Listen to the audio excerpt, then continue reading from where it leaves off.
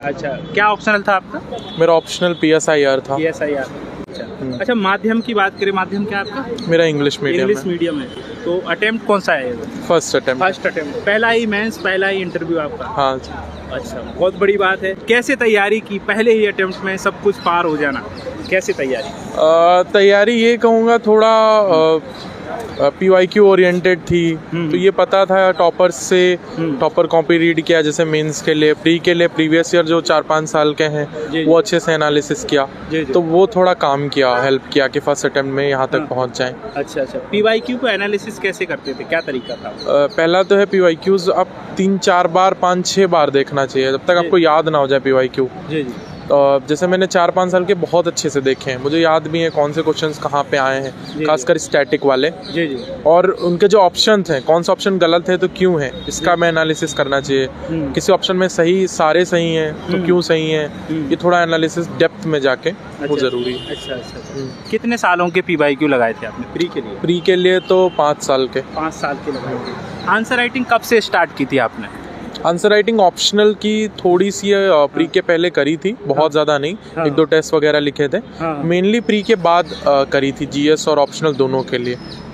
Heavy वाली answer writing तभी की थी। जो नोट्स आपने बनाए होंगे, क्या तरीका था नोट्स बनाने का, क्या टिप्स देना चाहेंगे? नोट्स के लिए यही है कि आप शॉर्ट नोट्स बनाइए, मेंस के लिए खासकर इंट्रो, कंक्लूजन, बॉडी फॉर्म में।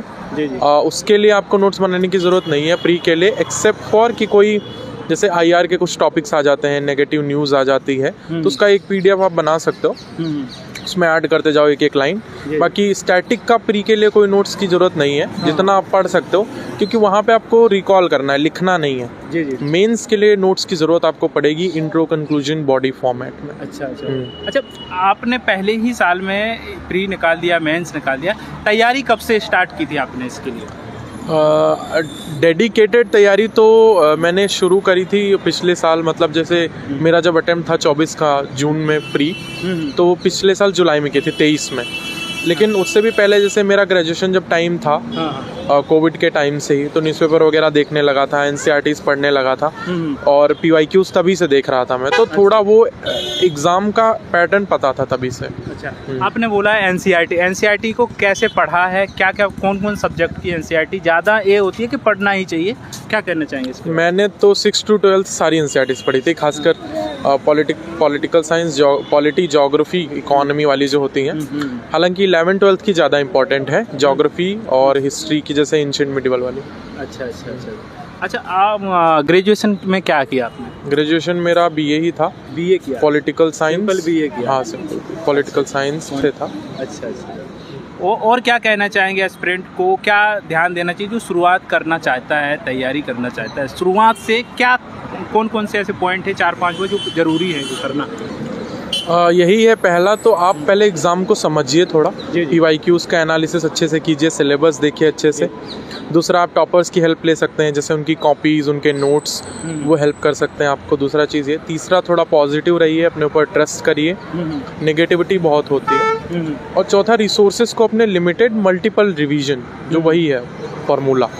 और PYQ ओरिएंटेड आप अगर करोगे, आखिरी बात ये है तो आपको कम पढ़ना पड़ेगा और इजीली हो जाएगा। वैसे आप क्या है, बहुत सारा मटेरियल पढ़ते रहोगे, मतलब नहीं है उसका कोई, इसलिए वो बार बार पता होता है सबको बट कर नहीं पाते हैं लोग, तो इसलिए उसको बार बार रिमाइंड कराइए कि मुझे ट्रैक पे रखना है प्रिपरेशन। अच्छा। और ये बताइए सर कि जब आपका प्री हुआ, मेंस हुआ और इंटरव्यू के लिए आपके लिए ये लगा कि मॉक कितने दिए थे? हाँ सॉरी, मॉक आपने कितने दिए लगभग? इंटरव्यू के लिए मैंने 6-7 मॉक दिए थे ऑफलाइन। तो उसमें इसमें कितना अंतर देखा आपने?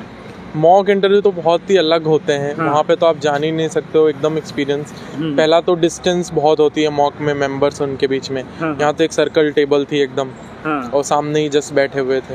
और यहाँ पे कुछ भी पता नहीं चल पाता है, मतलब एकदम नॉर्मल ही होता है, एकदम जैसे डिनर टेबल जैसा वो फील आता है ज़्यादा।